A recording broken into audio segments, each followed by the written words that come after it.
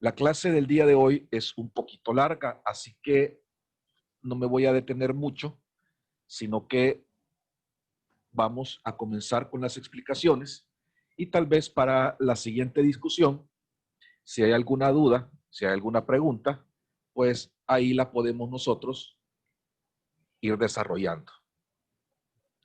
Hagamos la presentación entonces. La clase que nos toca el día de hoy es la de tórax y pulmones. O sea, ya vamos a comenzar con una región nueva a nivel de anatomía humana y que es bien importante por todas las estructuras que en ellas se encuentran. Solo vamos a terminar de unir. Ok. Sí, vale. Entonces, ustedes saben que tenemos siempre objetivos que tocar.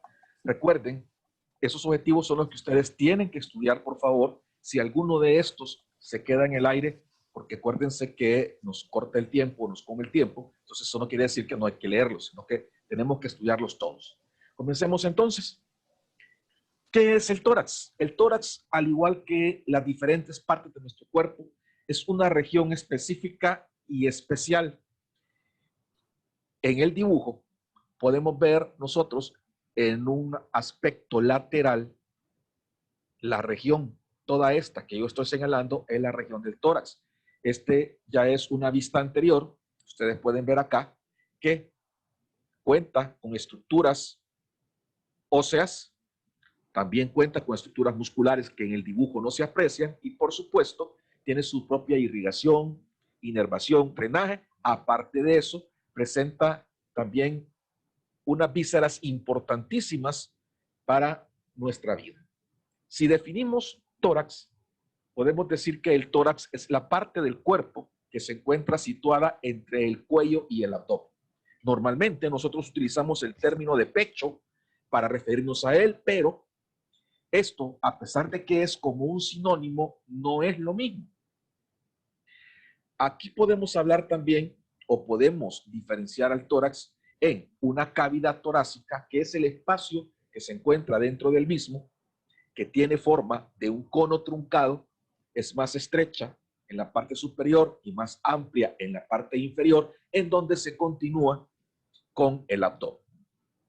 La pared de esta cavidad torácica es relativamente delgada y es básicamente tan gruesa como su esqueleto.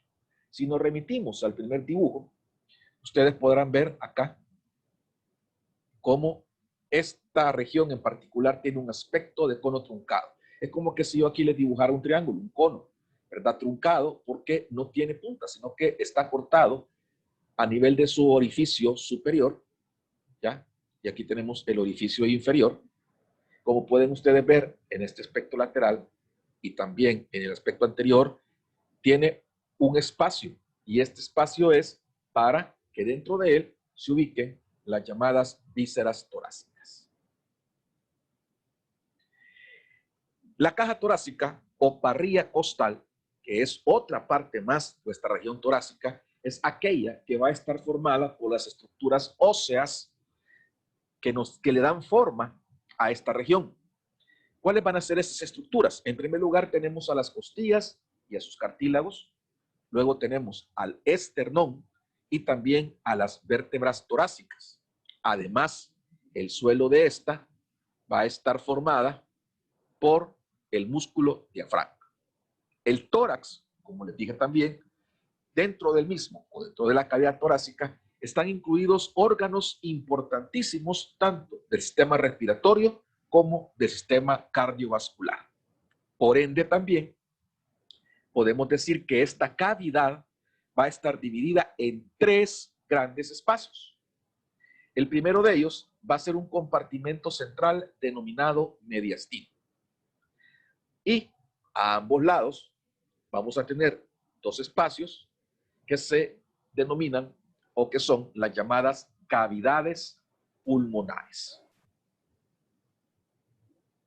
La pared torácica, entonces, va a estar formada tanto por la caja torácica, de la cual ya habíamos hablado, pero también ahí tenemos a los músculos que se extienden entre las costillas.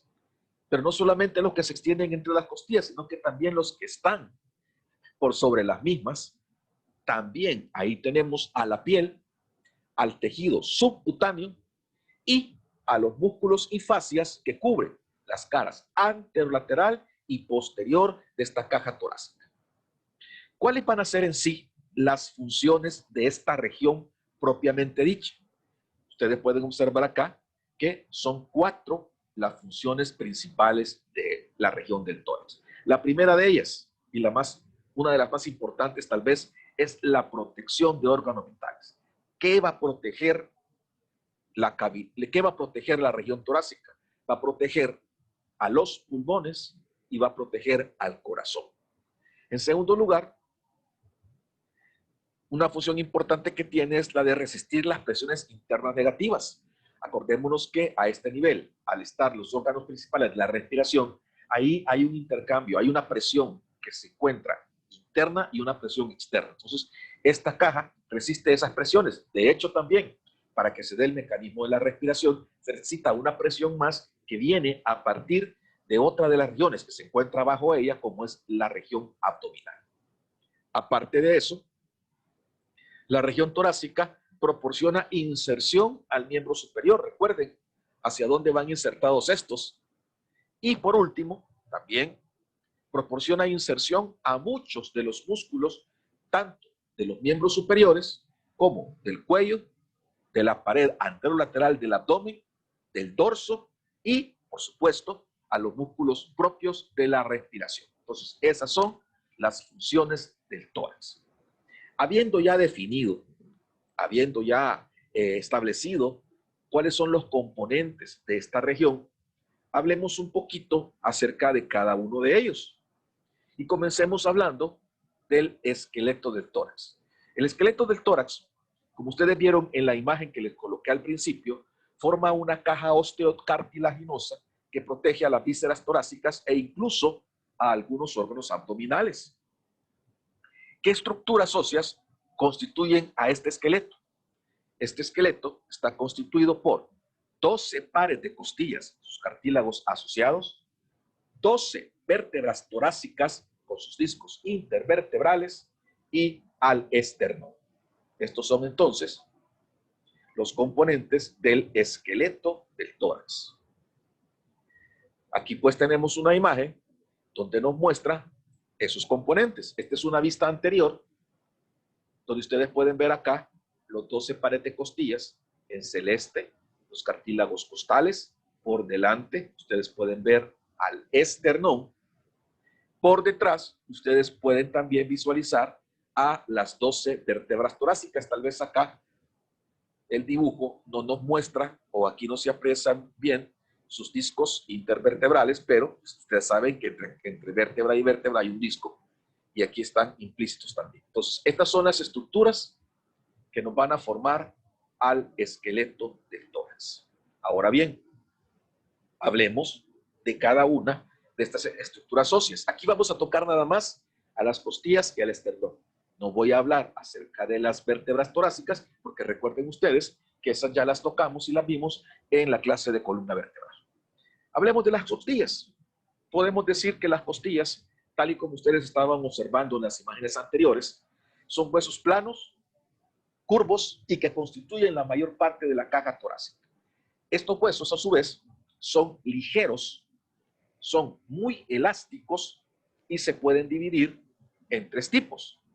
Las llamadas costillas verdaderas, las llamadas costillas falsas y las llamadas costillas flotantes.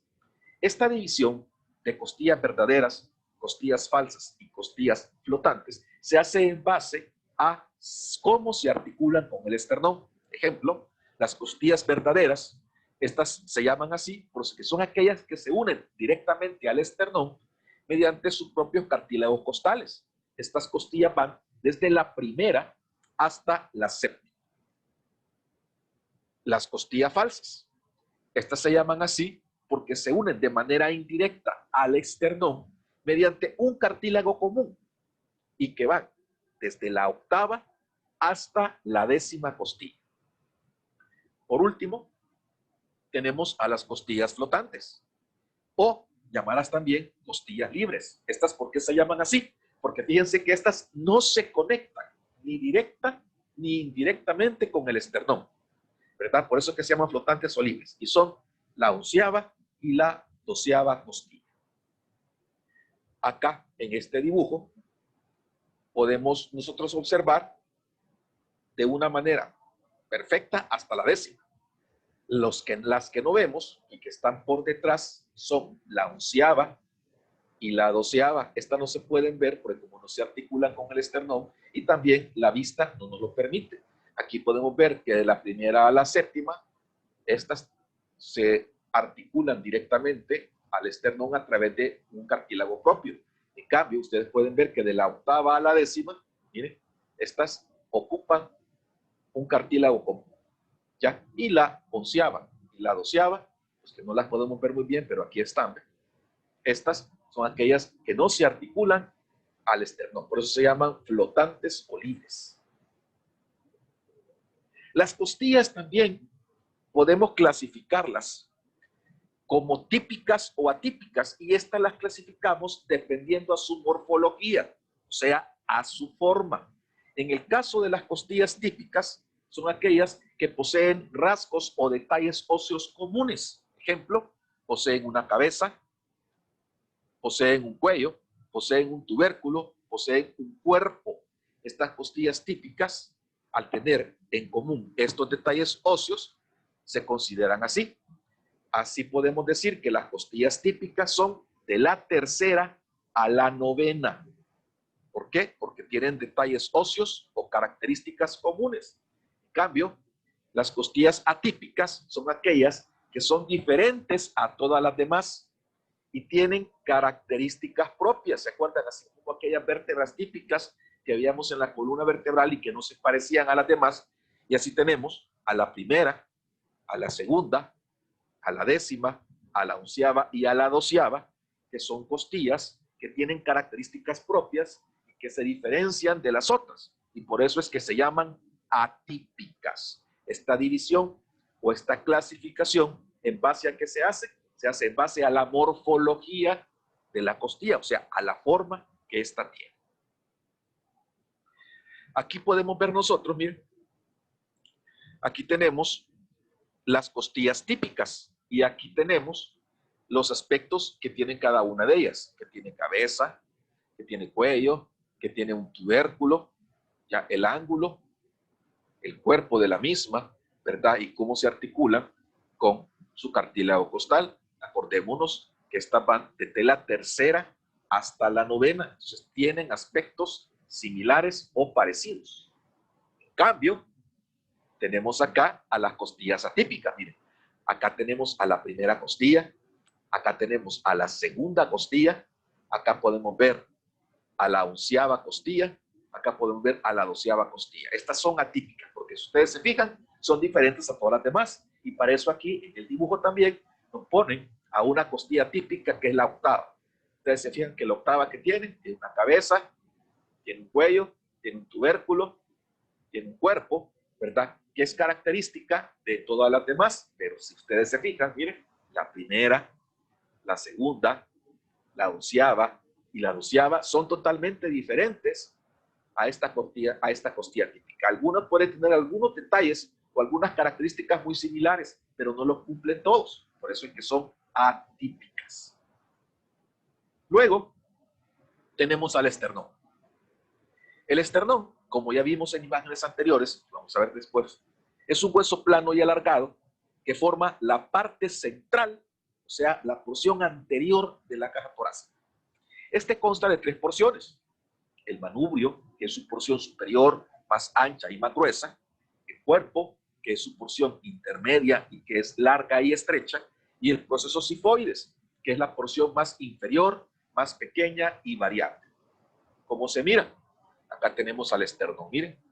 Y acá tenemos sus 3 porciones. El manubrio, el cuerpo y la apófisis o proceso sifoide. Esta es una vista anterior, esta es una vista lateral para que ustedes vean que es aplanado, ya tiene un aspecto como de daga o de cuchillo, Y ustedes pueden observar también que hay ciertos detalles que tanto el manubrio como el cuerpo presentan. Por ejemplo, la incisura yugular, la clavicular a nivel del manubrio, o ustedes pueden ver acá, miren, las incisuras costales que se observan a nivel del cuerpo. Otras estructuras que nos están formando esta región torácica son los músculos. Varios músculos se insertan en la caja torácica, aunque ejercen su función en otras regiones. Ejemplo, algunos del dorso que ejercen su función tanto en los miembros superiores como a nivel de la columna, ¿verdad? Pero hay otros también que ejercen su función propiamente en la región torácica. Esos son los llamados músculos verdaderos de la pared torácica. Son 6. ¿Cuáles son? El músculo serrato póstero inferior, el músculo serrato póstero superior, los músculos elevadores de las costillas, los músculos intercostales, los músculos subcostales y los músculos transversos del tórax. Estos 6 que acabo de mencionar son los músculos verdaderos de la pared torácica. ¿Por qué? Porque ejercen su función en ella. ¿Cómo los vemos? Acá los tenemos. Miren, estos que están aquí, ¿cuáles son? Estos son los músculos intercostales. Miren, ¿por qué? Porque van entre costilla y costilla. Aquí podemos, o aquí de hecho tenemos un intercostal externo y un interno. ¿Ya? Acá, miren, ¿cuáles son los que vemos acá? Estos son los músculos subcostales. Miren, fíjense la diferencia entre los intercostales, cómo van los intercostales, y vean ustedes cómo van los músculos subcostales. Luego, tenemos acá a los serratos. Miren. Estos ya los habíamos visto. Recuerden ustedes que los vimos a nivel del dorso. Aquí tenemos al músculo serrato posterior inferior y acá tenemos al músculo serrato postero superior. Y al final, miren, estos pequeñitos que ustedes ven acá, estos son los músculos elevadores de las costillas. Acá los tenemos, miren. Entonces, estos son los verdaderos músculos del tórax. ¿Por qué? Porque son músculos que ejercen su función a nivel de la región torácica. Así como tenemos estructuras óseas y tenemos estructuras musculares a nivel de esta región, también tenemos estructuras nerviosas. La pared torácica presenta 12 pares de nervios espinales torácicos. Estos nervios se dividen en ramos anteriores y ramos posteriores. Los ramos anteriores van desde T1, o sea, desde la primera vértebra torácica hasta T11, y estos forman a los llamados nervios intercostales y que van a pasar a través de los llamados espacios intercostales. ¿Cuáles son estos espacios intercostales? Los que se encuentran entre costilla y costilla. También vemos que hay un ramo en especial, que es el ramo anterior del nervio T12, que pasa inferior a la 12ª costilla, y este tiene su nombre propio. Este ramo T12 se llama nervio subcostal. Es el único de los ramos espinales torácicos que tiene nombre propio, nombre subcostal. Los ramos posteriores de estos también son los encargados de inervar tanto las articulaciones como los músculos profundos del dorso y la piel del dorso de la región torácica. ¿Cómo se vería esto? Aquí los tenemos, miren. Miren, aquí están, ¿ven? Estos filetes nerviosos son estos ramos posteriores que nos están inervando. Aquí podemos ver cómo nos inervan tanto la musculatura como también nos están inervando la piel a ese nivel. Acá lo podemos ver también. Miren. Acá vemos también unos filetitos nerviosos. Estos son entonces los nervios que nos van a estar dando la inervación de las diferentes estructuras que se encuentran a este nivel. Así también tenemos que esta región cuenta con una irrigación arterial. La pared torácica está irrigada por 3 arterias. Por la porción torácica de la arteria aorta, por la arteria subclavia y por la arteria axilar. La aorta torácica Esta irriga a la pared torácica a través de las llamadas arterias intercostales posteriores y a través de la arteria subcostal. La arteria subclavia nos irriga la pared torácica a través de la arteria torácica interna y la arteria intercostal suprema, y la arteria axilar nos irriga la región torácica a través de sus arterias torácica superior y torácica lateral.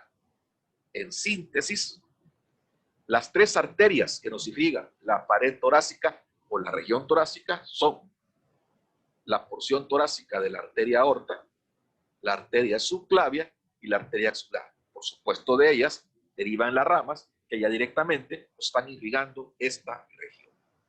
Para que ustedes tengan una idea de cómo es esto, pues aquí vemos nosotros un poquito acerca de esa irrigación. Esta que ustedes ven acá, esta grandota, es la arteria aorta, y esto que estoy yo señalando acá, esta es la porción torácica de esta arteria aorta. Ustedes pueden ver ahí, pues, cómo van saliendo, qué arterias son. Regresémonos un poquito. Miren, las arterias intercostales posteriores y las subcostales. Acá, las que mejor vemos son las intercostales posteriores, que son todas estas. Miren. Acá las vemos mejor. Ya. Aquí las vemos. Acá vemos esta que estamos viendo acá, miren, es la arteria subclavia.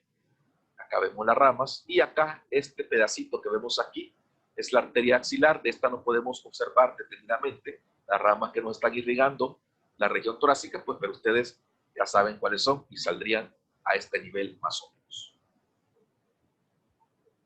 Así como también existe una irrigación, existe un drenaje de la pared torácica. El drenaje está dado por venas intercostales que acompañan a las arterias y nervios del mismo nombre. O sea, el drenaje está dado por venas que tienen un mismo o están a la par tanto de las arterias y que tienen el mismo nombre de ellas. Así tenemos 11 venas intercostales y una vena subcostal. Las venas intercostales posteriores, estas se anastomosan con las intercostales anteriores y nos dan ahí todo un sitio de drenaje. Igual, ustedes tienen que saber que la mayoría de estas venas drenan en el sistema de las venas ácidos y hemiácidos. Y la vena intercostal superior derecha va a drenar en la vena ácidos y la izquierda en la vena brachiocefálica izquierda. Como ustedes pueden ver el aspecto de drenaje, aquí lo vemos. Si ustedes se fijan, en este esquema, ustedes pueden observar que el recorrido de las venas es idéntico al de las arterias. Por eso tienen el mismo nombre. Nada más que estas, del lado derecho, drenan en el sistema de la vena ácidos, que es esta que va acá, y en el lado izquierdo, pues, en el sistema de la vena hemiácidos, que es esta, que ustedes ven acá, y que sigue acá. Bien. Entonces, todas estas son las venas que nos están drenando nuestra región torácica. Ahora viene algo bien importante. Hablemos acerca de las vísceras que se ubican a este nivel. Y aquí nos vamos a detener un poquito y nos va a tocar hablar de dos vísceras, o es una víscera que es bilateral y que son los llamados pulmones. Los pulmones son los órganos que se encuentran ubicados en cada cavidad torácica. Esas tienen su nombre propio ya, se llaman cavidades pulmonares. Estos pulmones están revestidos por una membrana que se llama pleura, que también se refleja y cubre la superficie externa de los mismos. Cada pulmón, entonces, está revestido y rodeado por un saco pleural seroso que consta de dos membranas. Una pleura visceral que cubre los pulmones y una pleura parietal que reviste las cavidades pulmonares. Entonces, se forma una cavidad pleural. Este es el espacio que queda entre cada una de las pleuras, o sea, el espacio que queda entre la pleura que está pegadita al pulmón propiamente dicho y la pleura que está pegadita a la cavidad pulmonar. ¿Qué contiene este espacio? Este espacio contiene un líquido seroso que lubrica las superficies pleurales y permite que las hojas se deslicen entre ellas, o sea, permite el movimiento de los pulmones cuando se da el mecanismo de la respiración. O sea, cuando usted inspira, los pulmones se llenan de aire, y cuando usted expira, los pulmones se encogen porque sacan aire. Entonces, ese movimiento que realizan los pulmones se da debido a que existe este espacio entre estas dos pleuras y que está lleno de ese líquido que permite lubricar. ¿Cómo se vería esto? Se vería como ustedes están viendo aquí en la imagen. Acá tenemos al pulmón y acá tenemos a la cavidad pulmonar. Si ustedes se fijan, aquí tenemos a la pleura visceral, que es la que está pegadita al pulmón, y acá tenemos a la pleura parietal. La pleura parietal es la que está pegada a la cavidad pulmonar. El espacio que se encuentra entre una y otra es la cavidad pleural. Ya, acuérdense que este es un esquema, es un dibujo, el espacio no es así de grande.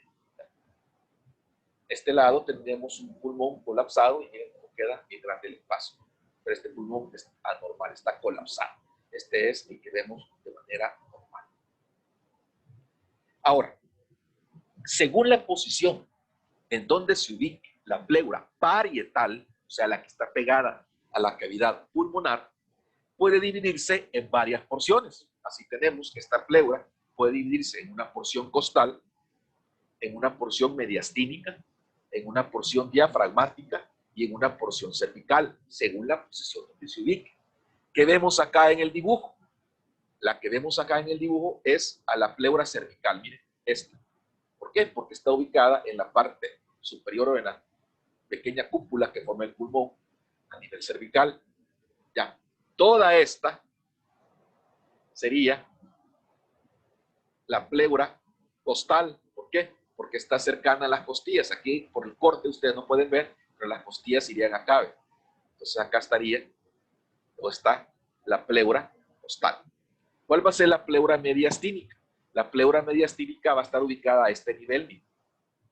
¿Por qué? Porque aquí está ubicado, como van a ver en la siguiente clase, el mediastino medio. Entonces, aquí estaría ubicada esa pleura.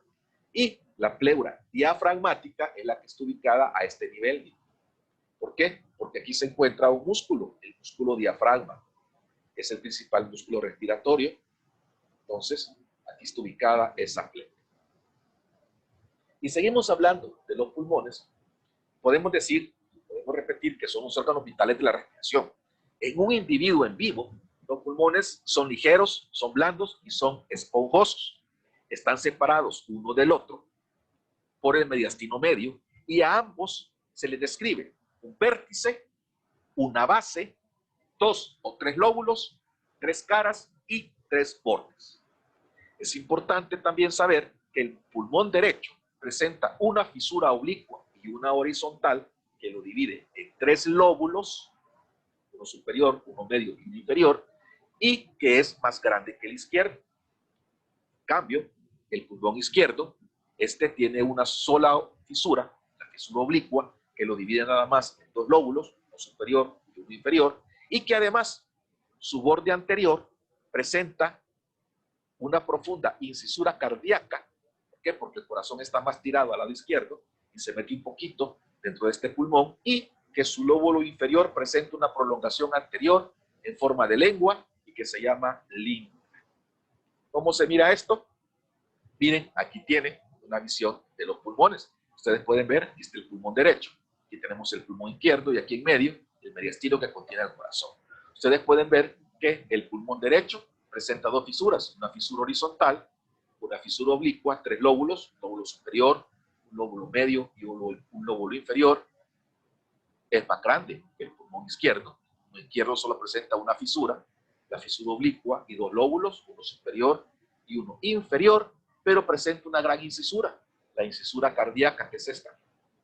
Y su lóbulo superior presenta un alargamiento, que como tiene forma como de lengüita, se llama língula. Ya. Acá tenemos también a los pulmones, que sería un aspecto posterior. Ya, miren. ¿Cuál sería este? El derecho, miren, 3 lóbulos, 1, 2, 3, y este, miren, el izquierdo, 2 lóbulos. Los pulmones están fijos al mediastino por unas estructuras a las cuales llamaremos raíces de los pulmones.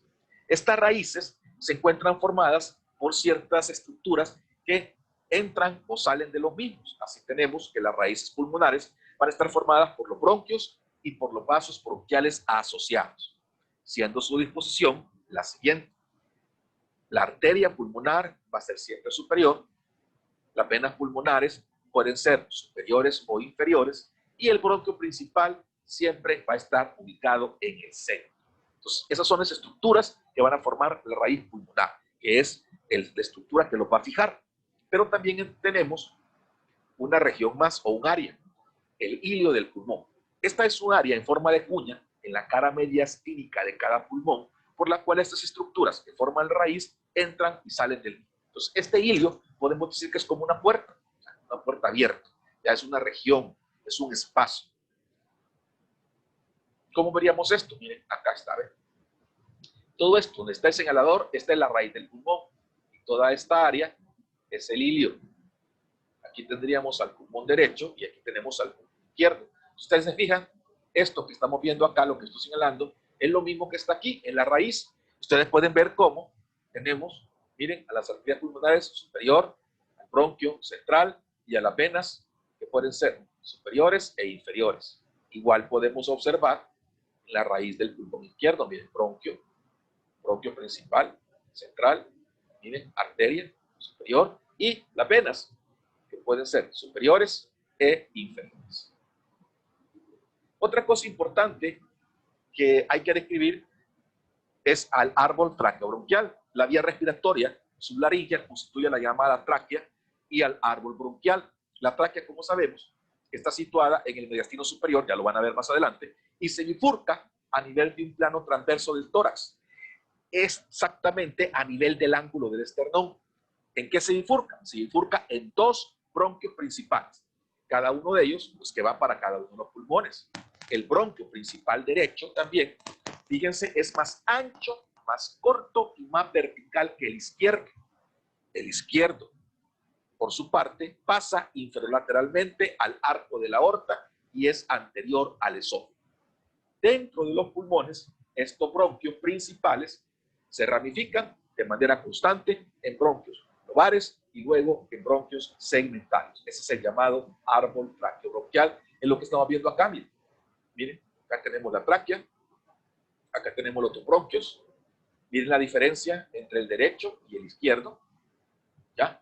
Y ustedes pueden ver cómo adentro de los pulmones estos bronquios se van diferenciando, se van dividiendo en bronquios lobares, lo que va para cada uno de los lóbulos, y segmentarios. Acá tenemos otro dibujo más, donde podemos ver a la tráquea, bronquio derecho, bronquio izquierdo, y aquí, como es el pulmón izquierdo, ustedes pueden ver cómo el bronquio principal se divide en dos bronquios lobulares. ¿Por qué? Porque aquí solo tenemos dos lóbulos, y dentro de esos lóbulos se divide en otros bronquios más, que son los segmentarios. A esto se le llama árbol traqueobronquial. ¿Quién irriga los pulmones? La irrigación de los pulmones está dado por las arterias bronquiales, no está dado por las arterias pulmonares. Que se les quite eso ya de la cabeza porque muchos se confunden, ¿ya? La irrigación de los pulmones está dada por las arterias bronquiales, derecha e izquierda. Y su drenaje no es por las venas pulmonares, es por las venas bronquiales. Miren, acá están, ¿ven? Las arterias bronquiales, ¿ya? Y acá están, ¿ven? Las venas bronquiales. Estas son las que irrigan a los pulmones. Vuelvo a repetir, las arterias pulmonares no irrigan los pulmones. Las venas pulmonares no drenan los pulmones, ¿ya? Esas tienen otra función que ya se las van a explicar más adelante. Quiero que les quede claro eso. Bueno, muchísimas gracias por su atención. ¿Verdad? Como ven, ha sido una clase un poquito larga. He tratado de ir un poco rápido, pues, por el hecho del tiempo.